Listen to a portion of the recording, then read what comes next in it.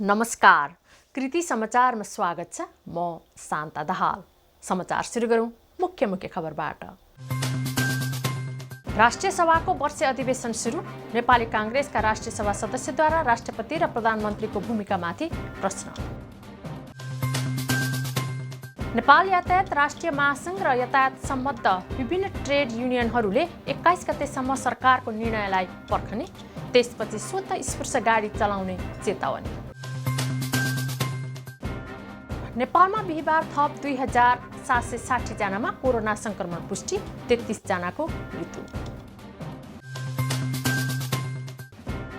निजी तथा संस्थागत विद्यालयहरूले मनोमानी शुल्क लिएको विषयमा धरानका अभिभावकहरूको संस्थाद्वारा धरान उपमहानगरपालिकालाई स्मरण पत्र। धरान अभिभावक विद्यार्थी परिवारद्वारा नगर प्रमुखलाई स्मरण पत्र। भारतबाट नेपाल ल्याउँदै गरेको 70 बोरा चिनी सहित एउटा ट्रक सशस्त्र प्रहरीको नियन्त्रणमा। ट्रक सहित भन्सार कार्यालयमा बुझाइयो। गृह मन्त्रालयले केही जिल्लाका प्रमुख जिल्ला अधिकारी सिडिओ हेरफेर। धनकुटामा मन्त्रालयका उपसचिव कृष्ण प्रसाद पन्तलाई पठाइयो। र राष्ट्रिय कविता महोत्सव 2078 मा प्रथम बन्नुभएकी कविता राई हतुवागढी शब्दघरद्वारा सम्मान।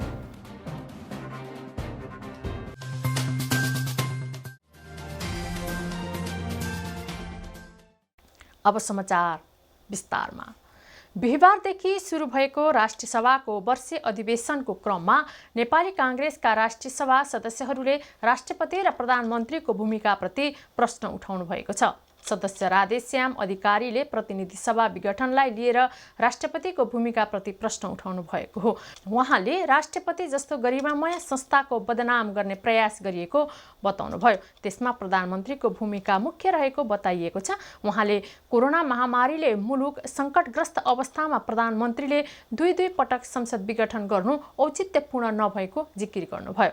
दोस्रो पटक गरिएको प्रतिनिधि सभा विघटनलाई लिएर सर्वोच्च अदालतमा मुद्दाको सुनवाई चलिरहेको छ। पहिलो पटकको विघटनलाई भने अदालतले फागुन 11 गते पुनस्थापना गरिदिएको थियो। फेरि जेठ 8 गते राति दोस्रो पटक संसद विघटन गरिएको थियो। यस विषयलाई लिएर वर्षीय अधिवेशनको प्रतिपक्षी दलका सदस्यहरूले प्रश्न उठाउनु भएको थियो। नेपाल यातायात राष्ट्रिय महासंघ र यातायात सम्बद्ध विभिन्न ट्रेड युनियनहरूले 21 गतेसम्म सरकारको निर्णयलाई पर्खने भएका छन्। काठमाडौँ जिल्लाका प्रमुख अधिकारी कालीप्रसाद पराजुलीको नेतृत्वमा बिहिबार स्वास्थ्य मन्त्रालय, सबै सुरक्षा निकायका प्रतिनिधि, नेपाल यातायात राष्ट्रिय महासंघ र 3वटा ट्रेड युनियनका प्रतिनिधि सहितको बैठकमा यस्तो सहमति भएको हो। असार 14 गते जिल्ला प्रशासन कार्यालय काठमाडौँले 25 सिटभन्दा बढी सिट क्षमताका सवारी साधन मात्रै सञ्चालन अनुमति दिएपछि नेपाल यातायात राष्ट्रिय महासंघ र 3वटा ट्रेड युनियनले विज्ञप्ति जारी गरी सवारी साधन सम्बन्धी निर्णय खारेज गर्न र खारेज नभए स्वतः स्फूर्त रूपमा असार 18 गतेदेखि देशव्यापी रूपमा सबै सवारी साधन सञ्चालन गर्ने चेतावनी दिएका थिए। सोही विषयमा बिहिबार भएको छलफलमा प्रमुख जिल्ला अधिकारी पराजुलीले 21 गतेसम्म निषेधाज्ञा नै जारी रहेको र त्यस सम्बन्धी निर्णय गर्नका लागि सीसीएमसी मातहतका निकाय, स्वास्थ्य मन्त्रालय तथा जिल्ला स्तरमा पनि समन्वय गर्नुपर्ने भन्दै निर्णयका लागि 4 दिनको समय मागेका थिए। अखिल नेपाल यातायात मजदुर सङ्घको केन्द्रीय अध्यक्ष रामचन्द्र कार्कीले छलफलमा 21 गतेसम्म सरकारी निर्णयलाई पर्खिने सहमति भएको जानकारी दिनुभयो। 21 गते पनि आफूहरूको पक्षमा निर्णय नभए 22 गतेदेखि सबै सवारी साधन सञ्चालन गर्ने बताउनुभयो। नेपालमा बिहिबार थप 2760 जनामा कोरोना संक्रमण पुष्टि भएको छ। स्वास्थ्य तथा जनसङ्ख्या मन्त्रालयका अनुसार 10,985 जनाको परीक्षण गरिएकोमा सो सङ्ख्यामा सङ्क्रमित भेटिएको हो। त्यस्तै पछिल्लो 24 घण्टामा 4017 जना कोरोना संक्रमण मुक्त बनेका छन्। थप 33 जनाको कोरोना भाइरसका कारण मृत्यु भएको मन्त्रालयले जनाएको छ। कुल मृतकको सङ्ख्या 9145 पुगेको छ। त्यस्तै प्रदेश 1 मा बिहिबार 555 जना कोरोना संक्रमण मुक्त बनेका छन्। सामाजिक विकास मन्त्रालयका अनुसार थप 478 जना संक्रमित थपिएका छन्। झापामा 143, सुनसरीमा 139, मोरङमा 97, ताप्लेजुङमा 10, इलाममा 7, उदयपुर र धनकुटामा 6, तेह्रथुममा 3, सङ्खुवासभामा 2, ओखलढुङ्गा, भोजपुर र खोटाङमा 1 र प्रदेश 1 बाहिरका 39 जनामा सङ्क्रमण देखिएको छ। प्रदेश 1 मा कुल सङ्क्रमितको सङ्ख्या 72,147 पुगेको छ। सक्रिय सङ्क्रमित 7,161 रहेको छ। त्यस्तै धरान 14 का 49 वर्षीय कोरोना सङ्क्रमित पुरुषको मृत्यु भएको छ।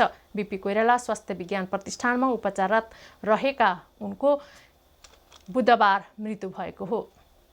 उनलाई असार 5 गते प्रतिष्ठानको कोभिड अस्पतालमा भर्ना गरिएकोमा बुधबार निधन भएको प्रतिष्ठानका सहप्रवक्ता डाक्टर चुडामणि पोखरेलले जानकारी दिनुभयो। निजी तथा संस्थागत विद्यालयहरूले मनोमानी शुल्क लिएको विषयमा धरानका अभिभावकहरूको संस्थाले धरान उपमहानगरपालिकालाई स्मरणपत्र बुझाएका छन्।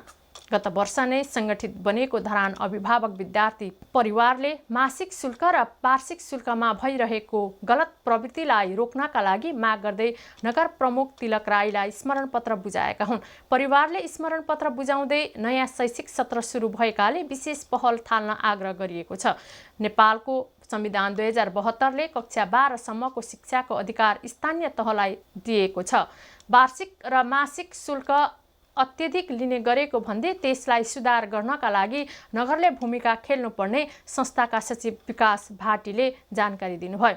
सरकारका तर्फबाट निजी तथा संस्थागत विद्यालयहरूले गर्ने मनोमानी रोक्नका लागि माग गरिएको छ। कोरोना महामारीको बेलामा स्थानीय सरकारले बढीभन्दा बढी ध्यान दिनुपर्ने स्मरणपत्रमा उल्लेख गरिएको छ। स्मरणपत्र बुझ्दै नगर प्रमुख तिलक राईले यस विषयमा आफू गम्भीर रहेकाले सरकारवालाहरूसँग छलफल गरी अगाडि बढ्ने जानकारी दिएको उहाँले बताउनुभयो। परिवारले विभिन्न सरकारी, निजी तथा संस्थागत विद्यालयका सङ्गठनलाई पनि बोधार्थ दिएको छ। कृति समाचारमा अब विज्ञापन।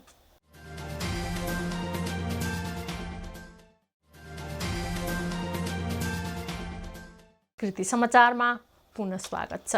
अब बाँकी समाचार। नेपालका विकट गाउँका प्राथमिक स्वास्थ्य केन्द्रलाई लक्षित गरेर हङकङ नेपाली महासङ्घले कोरोना सङ्क्रमित गम्भीर बिरामीहरूका लागि 100 थान अक्सिजन कन्सन्ट्रेटर पठाएको छ। महासङ्घका निवर्तमान अध्यक्ष समेत रहेकी संयोजक रिता गुरुङले महासङ्घले हङकङ स्थित नेपाली महावाणिज्य दूतको कार्यालय, हङकङ सरकार, चिनिया दूतावास र त्यहीँको गैर सरकारी संस्था सोअर्स एक्सन बीच समन्वय गरेर नेपालमा 100 थान अक्सिजन कन्सन्ट्रेटर पठाएको बताउनुभयो। चीनको कुनमिन सहरबाट प्रति कन्सन्ट्रेटर 1150 अमेरिकी डलरमा 200 थान खरिद गरिएको र एउटैको तौल करिब 30 केजी हुने भएकाले सबै एकैसाथ एयर कार्गो गर्न नसकिएको पनि गुरुङले बताउनुभयो। कोरोना महामारीले उत्पन्न गराएको विषम परिस्थितिमा हेल्प नेपाल फाइट कोभिड-19 नाराका साथ महासङ्घले 10 लिटर प्रति मिनेट अक्सिजन आपूर्ति गर्ने अक्सिजन कन्सन्ट्रेटर वितरण चाँडो गर्न प्रत्येक प्रदेशका लागि एउटा ढुवानी ट्रकको व्यवस्था समेत महासङ्घ आफैले गरेको अध्यक्ष टङ्क राणाले बताउनुभयो। भारतबाट नेपाल ल्याउँदै गरेको 70 बोरा चिनीसहित एउटा ट्रक सशस्त्र प्रहरीले नियन्त्रणमा लिएको छ। बिहिबार दिउँसो विराटनगर महानगरपालिका 6 ब्रह्मपुरा क्षेत्रबाट चिनीसहितको को-1 ख 2129 नम्बरको ट्रक नियन्त्रणमा लिएको हो। सशस्त्र प्रहरीको बोर्डर आउट पोस्ट BOP दरैयाबाट खटिएको टोलीले विराटनगर बजारतर्फ ल्याउँदै गरेको अवस्थामा नियन्त्रणमा लिएको सशस्त्र प्रहरी बलका SP तीर्थ पौडेलले जानकारी दिनुभयो। उहाँका अनुसार चालकसहित नियन्त्रणमा लिएको ट्रक र चिनी भन्सार कार्यालय विराटनगरमा बुझाइएको छ। बरामद चिनीको मूल्य 2,10,000 रुपैयाँ रहेको जनाइएको छ। गृह मन्त्रालयले केही जिल्लाका प्रमुख जिल्ला अधिकारी CDO हेरफेर गरेको छ। गृह मन्त्रालयले धनकुटा, कञ्चनपुर, सर्लाही, जुम्ला, मुस्ताङ, रुकुम, पूर्व लगायत जिल्लाका CDO परिवर्तन गरेको हो। मन्त्रालयका उपसचिव कृष्ण प्रसाद पन्तलाई धनकुटाको CDOमा सरुवा गरिएको हो। मन्त्रालयकै अर्का रामप्रसाद पाण्डेलाई कञ्चनपुरको CDOको जिम्मेवारी दिएको छ। धनकुटाका प्रजीय वासुदेव दाहाल र सर्लाहीका हेमराज तामाङलाई मन्त्रालयमा जिम्मेवारी दिएको छ। अब कला र मनोरञ्जन।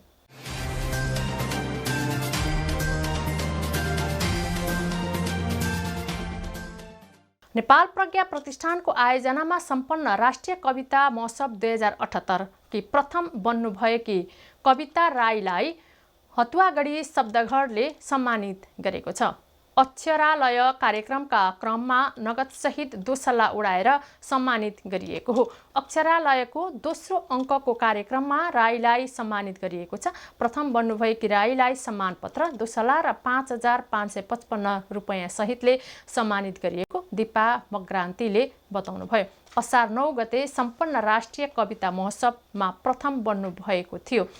हतुवागढी शब्दघरका प्रबन्धक तथा निर्देशक शम्भु बासना राईले उहाँलाई सम्मान गर्न पाउँदा आफूहरू खुसी भएको बताउनुभयो। सम्मानित कवि राईले आफ्नो जित व्यक्तिगत नभई जिल्लाकै जित भएको बताउनुभयो। कृति समाचारको अन्त्यमा पुनः मुख्य खबरहरू। राष्ट्रिय सभाको वर्षीय अधिवेशन सुरु। नेपाली काङ्ग्रेसका राष्ट्रिय सभा सदस्यद्वारा राष्ट्रपति र प्रधानमन्त्रीको भूमिकामाथि प्रश्न। नेपाल यातायात राष्ट्रिय महासङ्घ र यातायात सम्बद्ध विभिन्न ट्रेड युनियनहरूले 21 गतेसम्म सरकारको निर्णयलाई पर्खने, त्यसपछि स्वतः स्पर्श गाडी चलाउने चेतावनी। नेपालमा बिहिबार थप 2760 जनामा कोरोना संक्रमण पुष्टि, 33 जनाको मृत्यु। निजी तथा संस्थागत विद्यालयहरूले मनोमानी शुल्क लिएको विषयमा धरानका अभिभावकहरूको संस्थाद्वारा धरान उपमहानगरपालिकालाई स्मरण पत्र। धरान अभिभावक विद्यार्थी परिवारद्वारा नगर प्रमुखलाई स्मरण पत्र।